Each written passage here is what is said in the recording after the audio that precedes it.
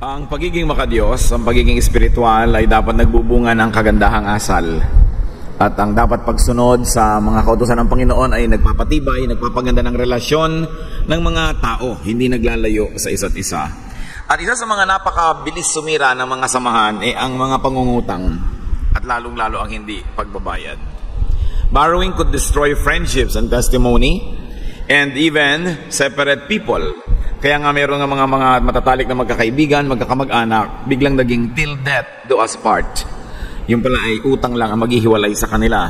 Ang pag-aaral po natin ngayon, isang paglalapat ng katurungan ng Diyos sa pang-araw-araw na buhay para magkaroon tayo ng mataas na uri ng pamumuhay at patuloy na magandang samahan. Prescription for borrowers.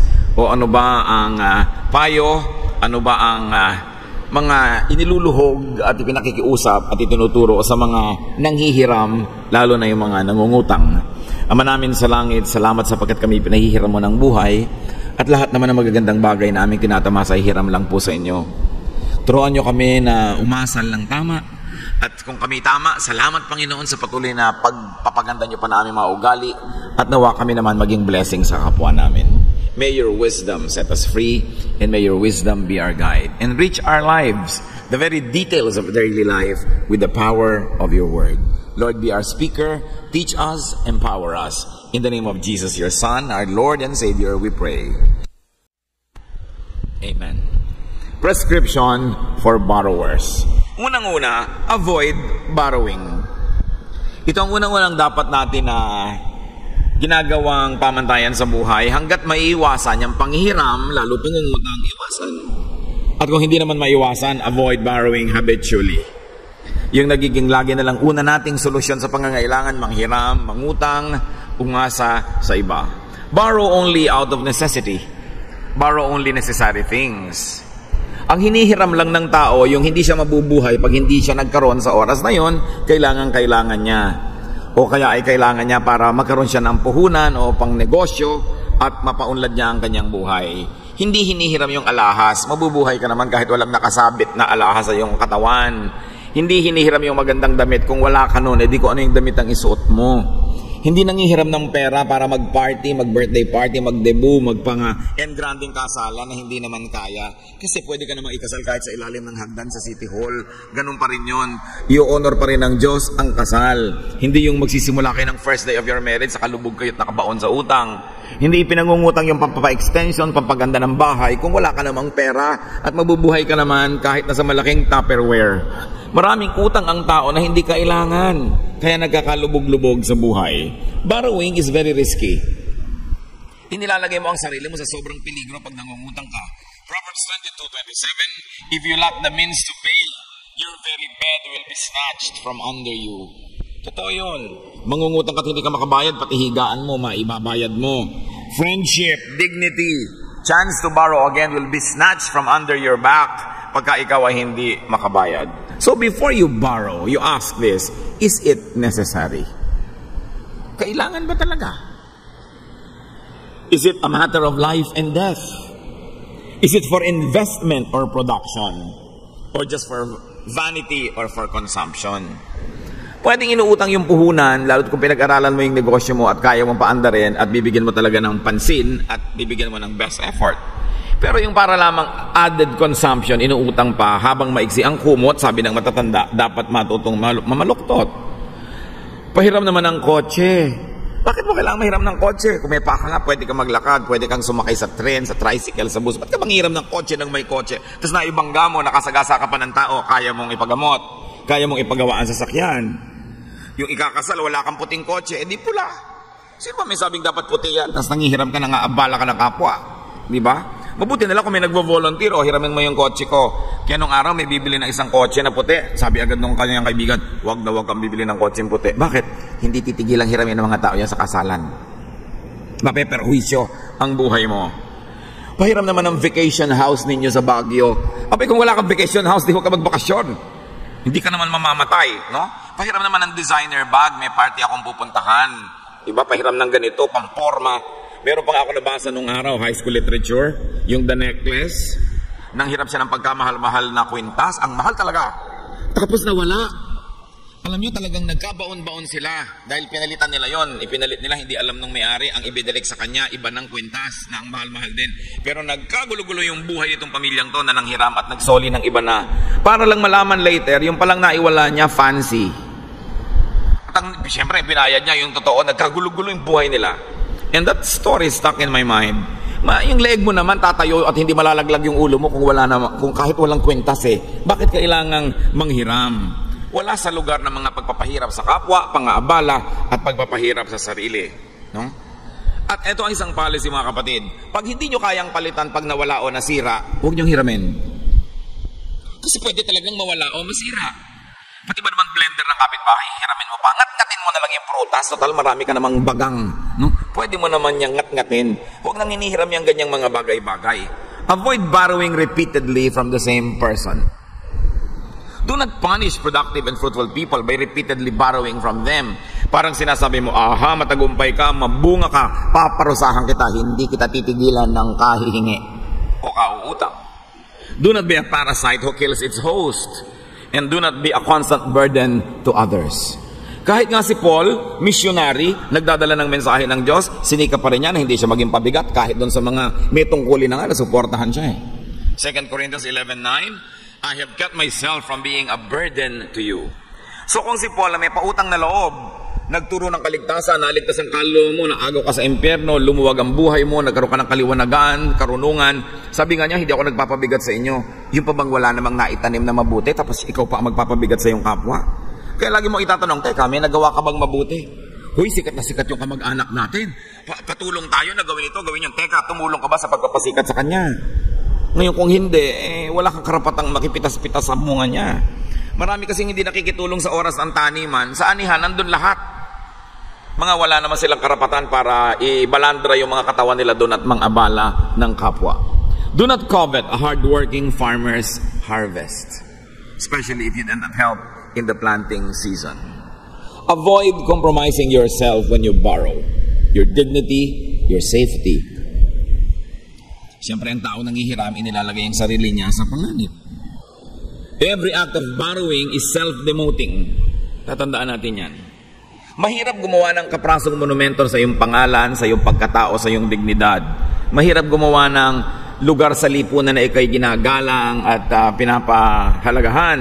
Pero bawat isang pangungutang, kung ilang baitan nang nahakbang ang naakyat mo sa hagdan ng lipunan, tuwing nangungutang ka, bumababa ka doon ng isang baitang. At kung isa mga kahit nabayaran mo na yon, hindi pa rin nalilimot ng mga taong nangutang ka sa kanila. Kaya mas less yung pangungutang, lalong mabuti. Marami mga credit card companies na hihirapang maningil. Kasi yung mga tao, bili ng bili, swipe ng swipe, wala naman palang ibabayad. Dumadali kasing mangutang pag may credit card, kaya wala kang pambayad. Kaya marami nga, nakaabang na yung mga maniningil ng mga credit card sa kanilang mga pintuan dahil talagang hahagisan na nila ng lambat itong nangutang ng nangutang at tapos ayaw magbayad, tago ng tago. Pagka wala kang ibabayad, huwag mong uutangin. Proverbs 22:7, the borrower is servant to the lender. Kahit na kupas na yung damit mo, basta malinis, lumang-luma na yung gamit mo pero umaandar pa at hindi mo utang, hidaig mo pa yung nagniningning at kaya ganda-ganda ng baro tapos utang naman. Do not borrow from someone under your authority. Bad taste yun.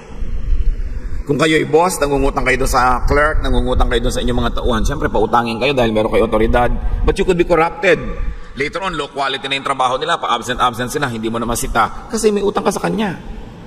Do not borrow from someone who has romantic interest in you. Mamaya, ikaw na yung bayad nun.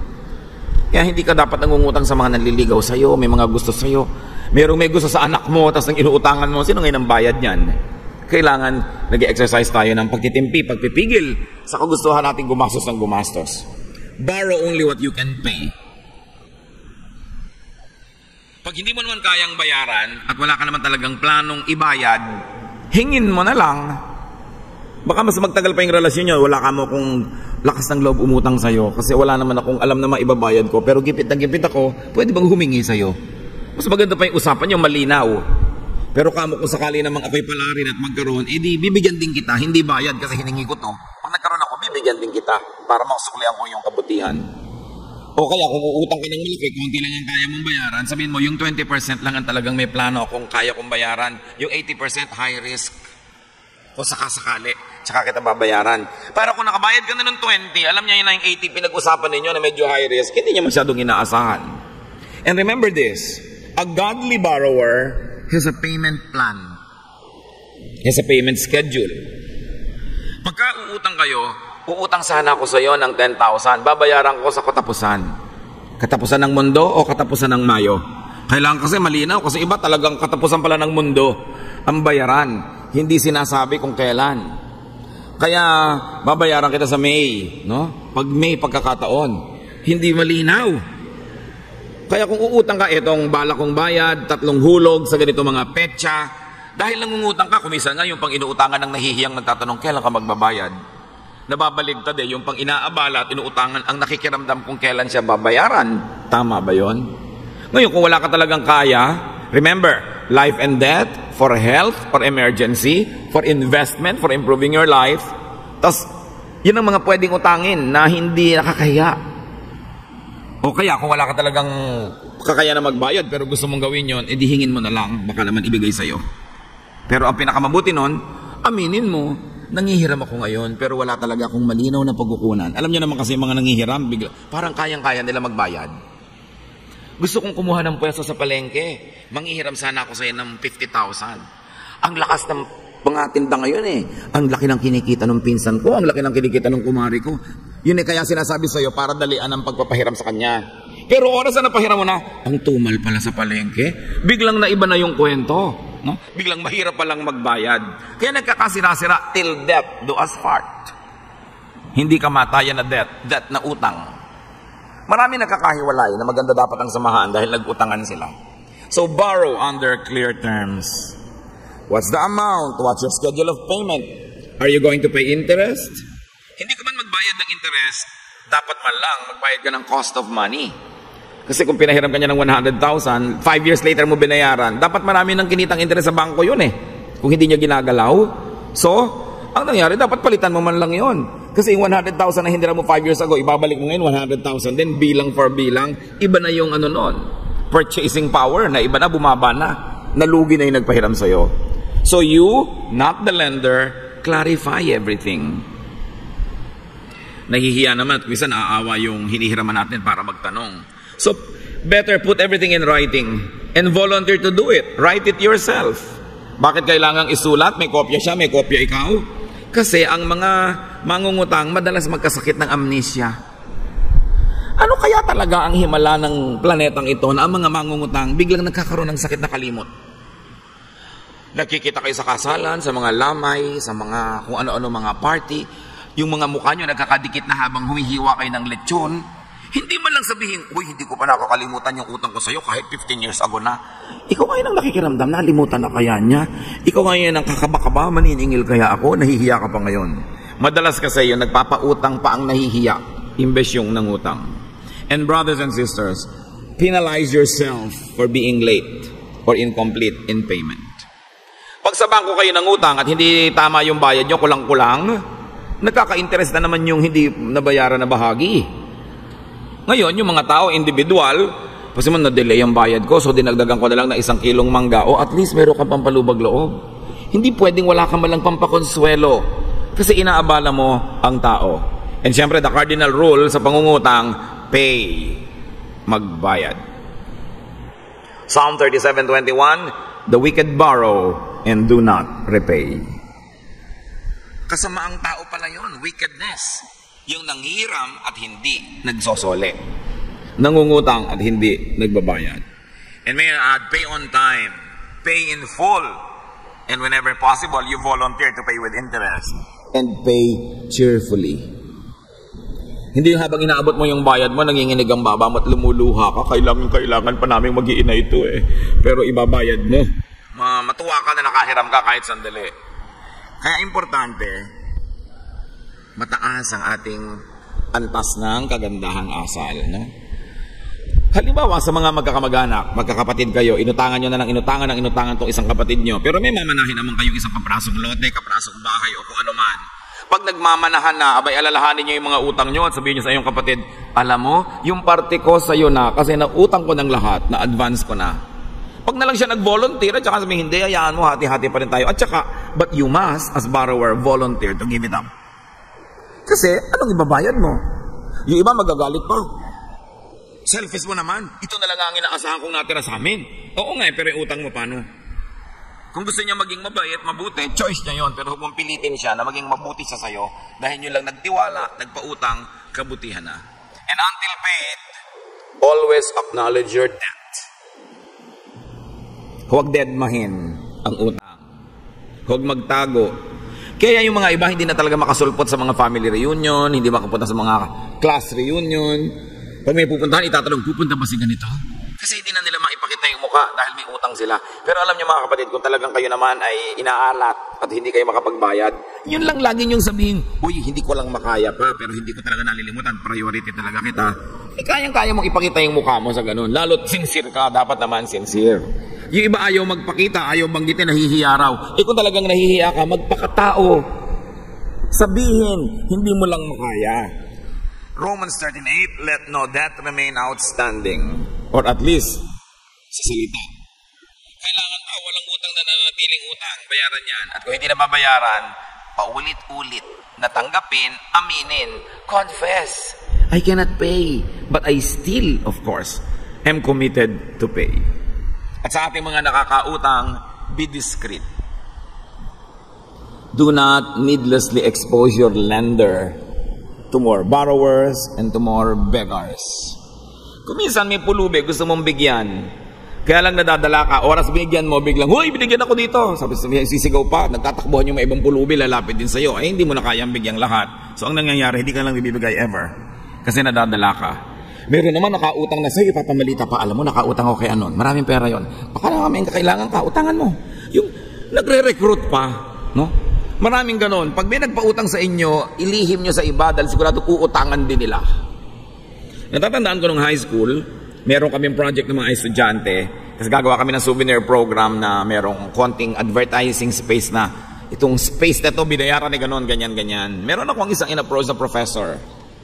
Sabi niya, sige, magdodonate ako yung worth na isang page pero huwag niyo ilagay yung pangalan ko dyan. Takang-taka ako, ba't ayaw niyang ilagay? Kaya ka nga nagbabayad para malagay yung pangalan mo doon. Sabi ko, bakit niyo po ayaw palagay yung pangalan niyo? Magdodonate naman kayo. Sabi, di lahat ng gagawa ng souvenir program, pupunta na rin sa akin. Gusto ko lang kayong pagbigyan. Huwag niyong masasabi kahit kanino na nag-donate ako sa inyo. So ganun, tungkulin natin yon sa mga tumutulong sa atin na panatilihing lihim ang pagtutulong nila dahil maraming tao talagang araw-araw ang hinahanap, sino kaya ang mautangan ngayong araw na ito? No? Sino kaya ang mabiktima? Kaya tuloy tumitigas ang loob natin kung minsan ayaw mo magbigay dahil maraming kasunod na hihingi. Be discreet. Proverbs 11:13, a gossip betrays a confidence, but a trustworthy man keeps a secret. And your utangan should be a secret. Ang inuutangan mo dapat, top secret yun.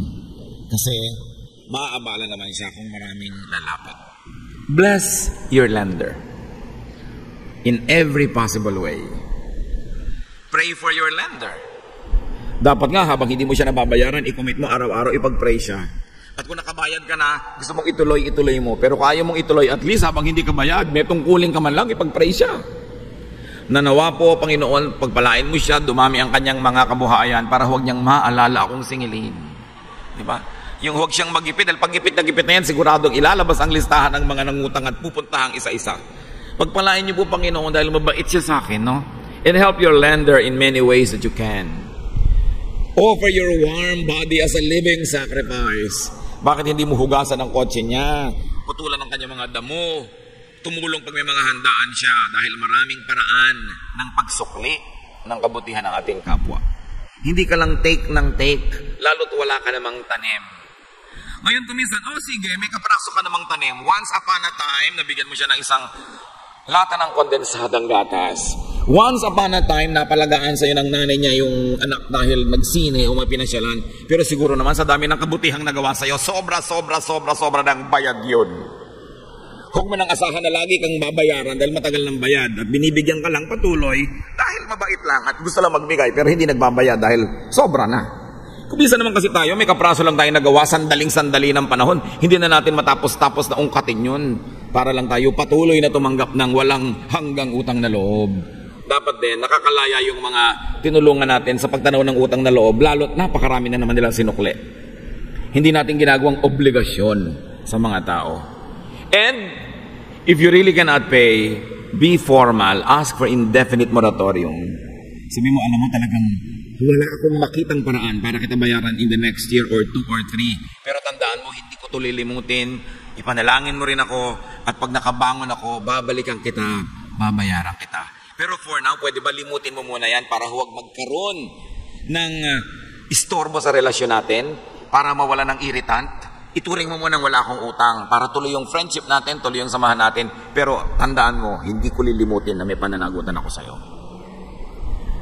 Dahil maraming tumutulong sa atin, dapat natin silang i-bless. Hindi yung ang naging sukli, nag-alala sila, nag-isip, ninervyos, at nainip, hanggang nagalit pa, ipananagutan natin yon. Philippians 4:14 and 19, Paul says, "It was good of you to share in my troubles, and my God will meet all your needs according to His glorious riches in Christ Jesus." So ito ang sukli natin to all people who share our troubles. Ewan ko kung meron sa inyo ngayon dyan na sinasabi nyo, may iniisip kayong tao ngayon na may utang sa inyo, sabi nyo, wish you were here. Yung, sana nadidinig niya to. Pero dapat din, internalize natin to sa ating sarili. Kasi kung minsan, may mga taong talagang nalimutan na nila na may utang sila. Yung talagang nalimutan. So mag-isip-isip din tayo ngayon, baka naman akala nyo yung mensahe para sa iba. Yung pala talagang para sa sarili, kasi meron din tayong nalilimutang bayad-bayaran. So huwag dadalain, huwag gagalitin, huwag ubusin ang dugo ng nagpapahiram. Be gentle. At meron pang isang mga kapatid na paalala, umiwas kayong magsangla. Magsasangla kayo lalo ng bahay at lupa. Kung meron kayong kailangang isangla, may bukid, yun ang unahin yung isangla. Meron kung anong lote, pero pinakamahirap yung bahay mo na tinitirhan mo, tapos ngayon iniilit, hindi ka makapasok sa sarili mong bahay. Napakasakit nun. So kung meron ka pang pwedeng isangla bukod sa residence, yun na lang ang residence ang ikip mo. Mawala na lahat yung iba. Mukhang tuloy pa rin ang buhay mo sa buong barangay kasi nando ka pa rin sa bahay mo. Pero oras na doon ka na nawala, ramdamang-dama, no, yung dagok ng kapalaran. Kaya kung may isasangla, huwag muna yung bahay at lupa. In fact, avoid na magsangla. Mabuti pa ibenta nyo na. Kasi kung isasangla ninyo ang inyong bahay at lupa, wala naman kayong tiyak na pambayad, wala namang umaandar na negosyong kikitaan nyo para nyo matubos. Yung utang nyong 1 million, after 3 years, 4 million na yon. After another year, talagang nagkalubog-lubog na kayo, kahit idagdag nyo pa yung kaluluwa nyo, kulang pa rin sa bayad. Sa kaliit-liit na halaga na wala yung property ninyo, at buwan-buwan tumatanggap kayo ng sulat na pasakit ng pasakit at pahapdi ng pahapdi ang mga salita. Alam niyo naman, syempre, maganda lang yung mga letter niya at ano, habang you are paying well. Oras na hindi ka na nagbabayad, puro threat na yan. May mga abogado, may mga nakamotorsiklong nakaitim na naghihintay sa gate mo para ka talaga kalagkarin patungo sa bayaran. So, mabuti pa ibenta nyo na lang sa simula. Baka malaki-laki pa kitain nyo. Kesa magsasangla ka tapos hindi mo na rin matubos-tubos sa kaliit-liit na halaga na wala yung buong property. And let us raise children in the highest ethical level. Hindi masamang mangutang kung life and death, for health, pang negosyo, pang hanap buhay para paramihin. At pagkatapos, nakikita ng mga bata na talagang sinisikap nating magbayad. Pero kung kasabwat nyo pa ang mga bata para itago kayo sa maniningil, anong uri ng lesson ang itinuturo natin sa kanila? Kailangan nating palaki ng mga bata na mayroong mataas na level of etiquette. Kahit tayo dahop. Wala naman pwedeng manlait sa atin kahit maliit ang kita natin o kukunti ang pera natin habang wala naman tayong utang sa kanila. Yun ang importante. Level lang kayo at pantay-pantay. Kahit marami siyang pera, ano nga, hindi ka naman niya binibigyan. So, pantay lang kayo. Yung iba pag mayaman, special agad ang treatment. Sabi mo, hoy, nagpapa-atchay ka dyan sa mayaman. Bakit? Bibigyan ka ba niya? Hindi. Ba't ka nagpapa-atchay? Kung ikaw naunang nakaupo, dumating siya, di tumayo siya kahit sa doon niya. Then pag umupo ka ba, bibigyan ka ba niya sa isang hikaw niya? Hindi naman. Ikaw naman, baw na baw dahil lang siya mayaman. Sino ba nang-aapi sa mahihirap? Di ba yung mayaman nga? Tapos ikaw pa ang laging nangangayo papa. Mabuti sana kung binibigyan ka. Hindi naman. Ang entitlement lang niya sa lahat ng courtesy dahil lang siya mayaman. Wala naman siyang binibigay. Huwag kayong ganun. Be free. You are free to be a person of dignity as long as you don't make utang. Wala ka namang utang eh. Di pareho lang kayo, equal lang kayo. Glorify God with a decent life. Even that life is deprived of all luxury, even if it is deprived of many nice things. But if you live within your means, if you spend what you earn, you are the most respectable person on the planet. Kahit ang simple-simple ng iyong buhay. Bakit natin pinag-uusapan? Because life in Jesus is a life of freedom. We must be free from debt. Mas mabuting malaya, hindi ka nag-iisip na ganyan. Hindi yung kahit ang corny-corny ng joke niya, tawa ka ng tawa kasi may utang ka pala. No? Yung kahit na ayaw mong umaten sa birthday ng anak niya, mamanyanita pa ng 2 o'clock in the morning, nandun ka dahil may utang ka. Dapat gusto mo lang pumunta, kaya ka nandun, hindi na uubliga ka dahil may strings attached ang ganyang mga bagay. Pag pinaliit natin ang ating mga pangangailangan, ay hindi natin ipapababa ang ating sarili dahil sa pagpipilit nating ma-afford yung hindi natin na-afford. We must be free from this. We must free ourselves from the love of money and from the love of luxury when we cannot afford it. At basta tayo ng utang, kahit aagawin mo pa sa kakainin mo ngayon, magbayad ka. Hindi yung pagka may pera na ayaw nang magbayad, ayaw nang i-release yung pera, may pananagutan ka magbayad. At tayong lahat may utang sa Diyos. Na dapat din tayong marunong magbayad sa Kanya. Marunong tayong magsukli sa Kanya mga kabutihan, sapagkat lahat ng ating mga tinatangkilik at tinatamasa, pahiram din, pautang din ng Diyos. At siya man, nag-aantay ng sukli dahil yun ang tamang paraan. Ama naming Diyos, salamat sapagkat paminsan-minsan, napapaalalahanan niyo kami sa mga pananagutan namin ito. Kung may mga kapatid dito, Panginoon, na maraming utang, lubog sa utang at natutuliro sa dami ng utang, pagpalain mo nawa na kung ano man ang ginagawang negosyo, hanap buhay, ay ito ay magiging mabunga. At nang sa ganon, may maibayad at makatapos sa mga pagpapaalipin sa utang. At nawa, Panginoon, sa mga kapatid na nagkaroon ng maraming masasaklap na karanasan dahil sa hindi naman kailangan pangungutang pero nangutang pa rin, turuan nyo kami ng leksyon. Para sa mga darating pang araw na ipapahiram nyo sa amin, we will be free from debt and we will live a life of freedom even though it might be a simple life. At nawa, Panginoon, sa mga nagpautang naman na ngayon ay dalang-dala na, ituro mo sa amin na kahit kami hindi nababayaran, kahit kami naiinip, dapat pa rin kami magpasalamat dahil kami yung nagpautang at hindi kami yung may utang. Na hindi kami yung nagtatago at nahihiya. At ituro mo sa amin, Lord, kung talagang may nangutang sa amin na sinisikap naman ng lahat at hindi lang makabayad dahil hindi pa talaga kaya, ituro mo sa amin to be generous, to be kind, bigyan pa sila ng mga palugit at kung kaya namin, patawarin na lang at burahin ang mga utang na ito para ang mga relasyon namin hindi magkasira-sira.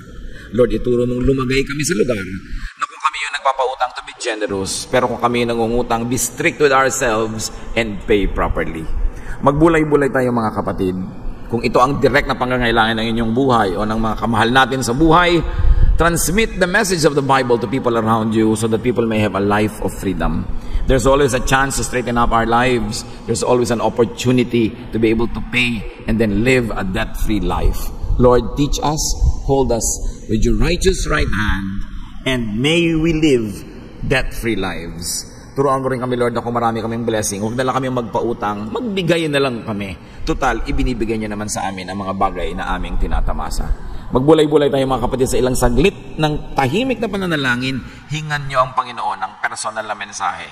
Para kung tayo yung nagpapautang, o tayo yung umuutang, o tayo yung nasa gitna at naliligid tayo ng ganitong mga tao, maging blessing sa atin ang karunungan ng Diyos. Lord, talk to your people. Bless us in a very practical way.